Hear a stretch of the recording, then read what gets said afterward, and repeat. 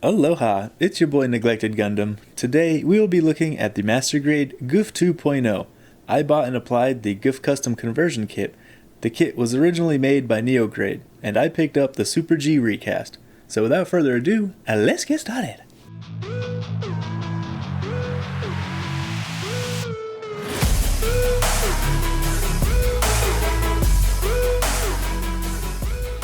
If you are new to this channel, welcome, and if you've seen my work before, welcome back.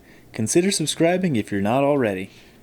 With the intros out of the way, I would like to remind you that this kit's yellow pieces are resin. If you've never worked with resin, just know that it is very toxic. You don't want it in your lungs or your eyes. I use a respirator and safety glasses. During the sanding portion of this project, I recommend wet sanding everything. Just dip the sandpaper in water, and then sand from there. This will keep the small particles of resin from covering your workspace. By this point, you've picked up on the fact that resin kits are different from their plastic counterparts. I find that the pre-paint process is a lot more tedious. You will have fitting issues, holes, or imperfections that need to be filled. Panel lines need to be rescribed as they come out of the molds shallow and undefined.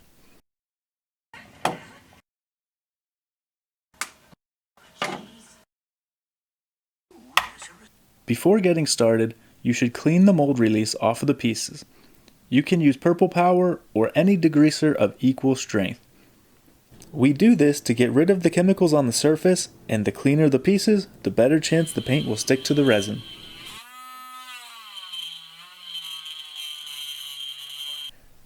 During the initial pre-paint build of this suit, I noticed a few items I wanted to scratch build. For instance, the handle from the Gatling gun had such a small peg that slotted in. It kept falling out. A new handle was constructed to allow the weight of the gun to rest on a few pegs via the shield and handle, instead of just glue.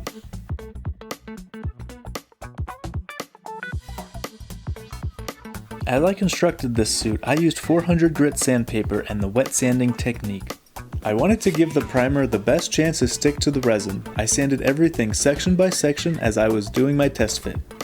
Every nook, cranny, and surface was sanded. When everything was ready for painting, I cleaned everything with Dawn dish soap. The dish soap degreases everything, and the 400 grit sandpaper gives the primer a great surface to stick to.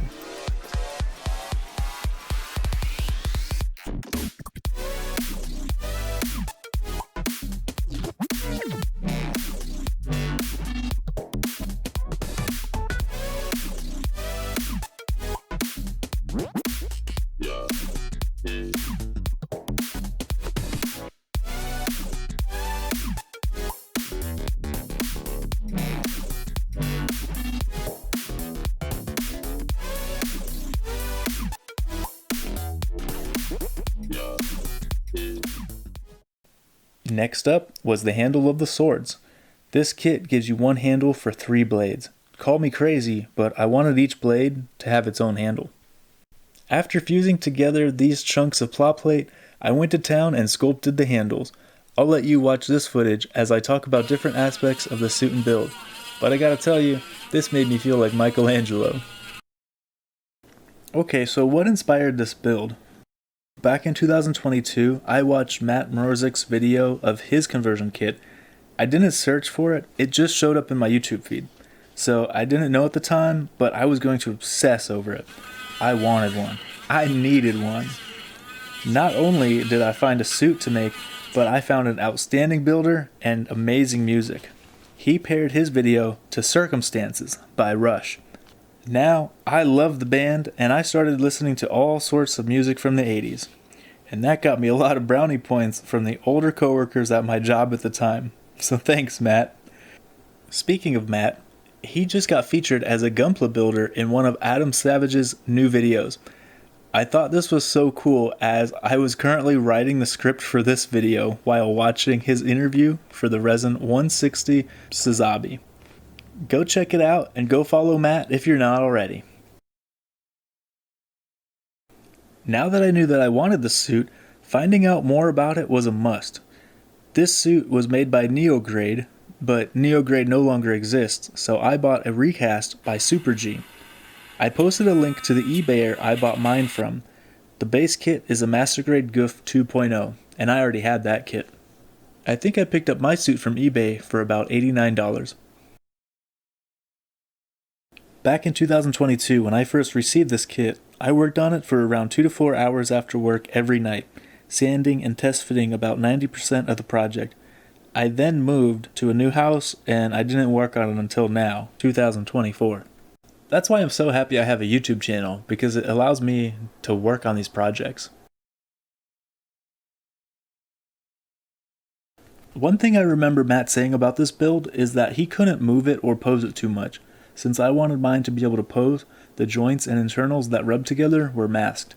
But that brings me to my next point. Since this is a resin conversion, the armor may not fit together perfectly. For example, the knee armor had to be boiled for a few minutes and reshaped, or bent if you will. I had to do it with some of the blades too. If you're going to boil your resin pieces, put them in boiling water for about 30 seconds to a minute, or longer if the pieces are really thick. It's scary the first time, but then you find yourself just throwing a piece in the water after a while, because you know it works so well, and it doesn't damage the pieces so easily.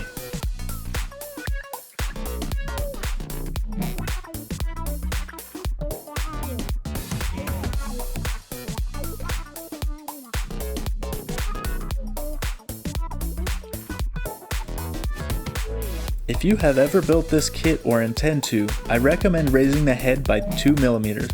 I did this so the energy pipes would not scratch against the collar pieces. Protecting the paint job was important for this project. I'm glad I did it too, because now the head has a better range of motion.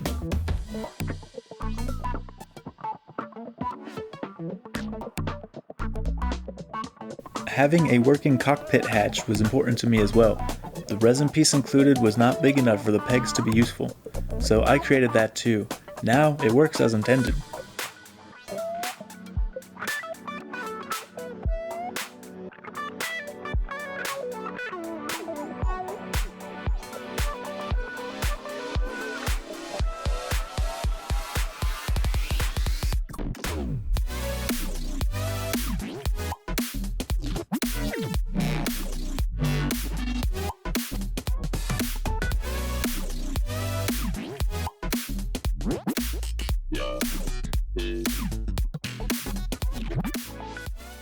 And now it's time to paint. So which colors do I use, and what helped me build this vision? The primer consisted of gloss black, gloss light blue, and dark blue that was satin. Since I primarily used Tamiya, the gloss black did an amazing job making the gunmetal look more metallic. I love that look. In order to get the red accents to pop, first lay down a base color of pink. Then put a couple coats of red on top, and you got a bright red.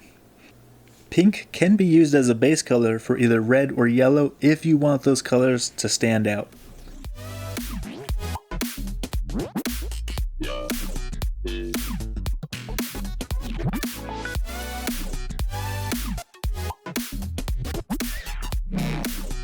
Next, I make the blade that is heating up. The clear resin made this build so much fun. First, I add gunmetal to the back of the blade. That's the last part to be heated. Then I add clear orange. Next is clear yellow. And last is clear red.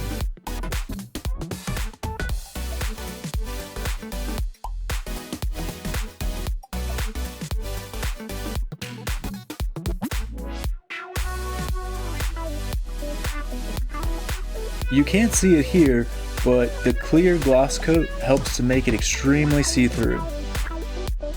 I then added pre-shading.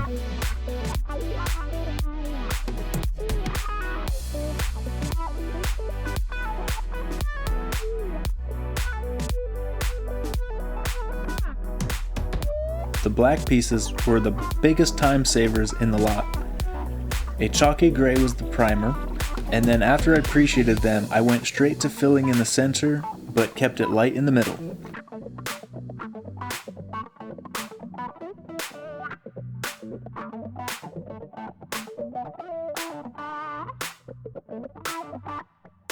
This gray piece is what I call forced shading. Apply a black primer, and then with that gray, go from the center outwards and stop near the edges. During my last Gouf custom build, I made a lot of the dark blue color, so I kept it for this project.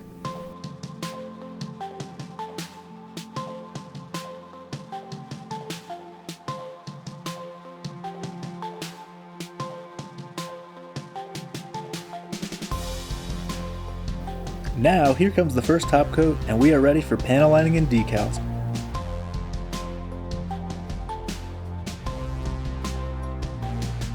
Lastly is the piece that needed to be masked, so I had to hit that last.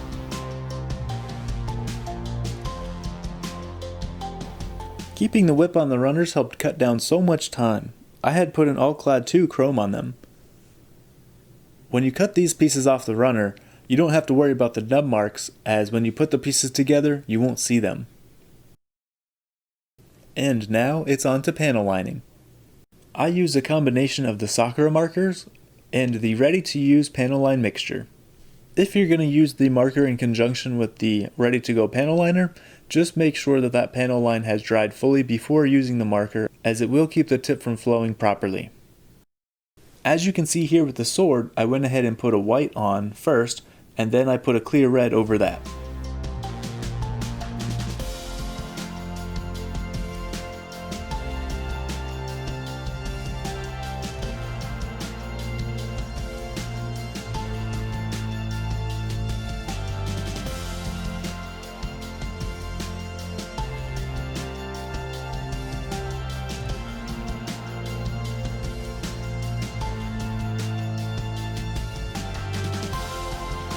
When it comes to the red accent colors, I was inspired by playing Halo Infinite. I've been playing that since its release, and I have earned a lot of Spartan paint jobs. One of my favorite things to look at on the suits is the small accent colors littered throughout. Seeing bright red on a blue suit is so cool to me, so I had to add it here. And since this is a YouTube build, I hand painted all the accent colors. There was no way I was going to chance a paint peel for masking if I didn't need to. The shield was a bit different since it is so big and needs shading.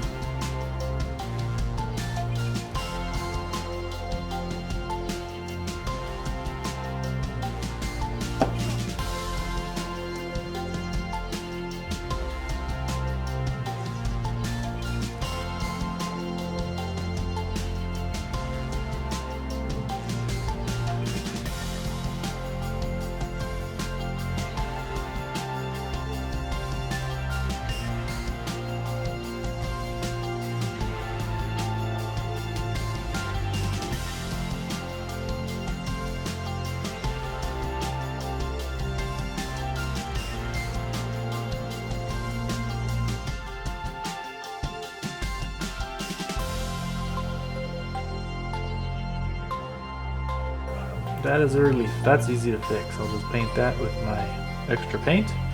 Call it a night.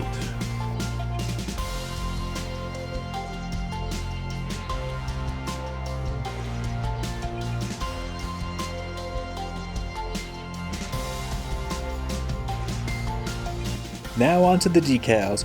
This is where things get interesting. The 2.0 has a lot of decals, and they are different from the Gouf Custom. As you can see, I can choose which location I prefer by using both construction manuals. I just made it up as I went along.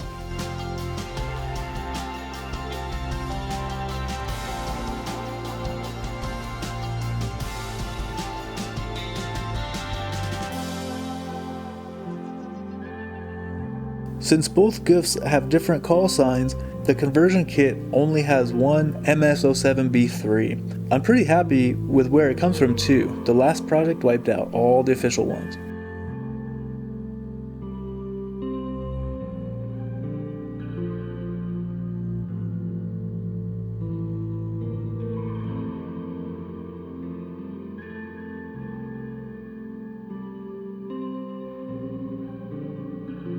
Okay, if you notice this here, see that these parts are masked. I figured gluing resin to resin would be better than paint to paint, but more on that glue later.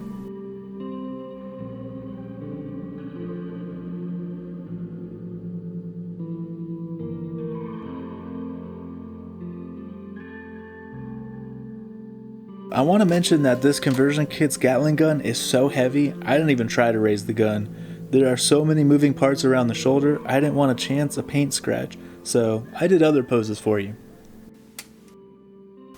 That doesn't need glue. That's on there, dude. That's not going nowhere. Okay, and then I put this in there. Yeah, that doesn't need glue, dude. The paint is fine. And I put the butt plug in. Cool. There it is. And then you put this on. Doop. Okay, very important when you're putting this in, you have to squeeze it. Otherwise it'll rub your paint. Just squeeze it in there. That ain't going nowhere. That is in there. You need to glue this part to the metal frame because that originally moves. So that's what you need to glue. And I left these fingers together. These three I left together down at the base because you can separate them out and move them individually. But in this project I figured I didn't want that because it is pretty hard to control, and this way it will be able to hold its swords better. So I'm happy with that and how that came out.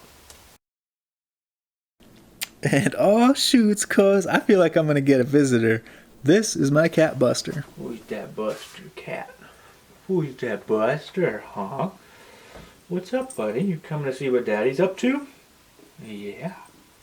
Yeah, he's building Gouf custom. Holy crap, you got a lot of fur going everywhere now. Oh, he's a good boy. Yeah, boy. You want to go back outside? You hungry? What you want, buddy? You go outside?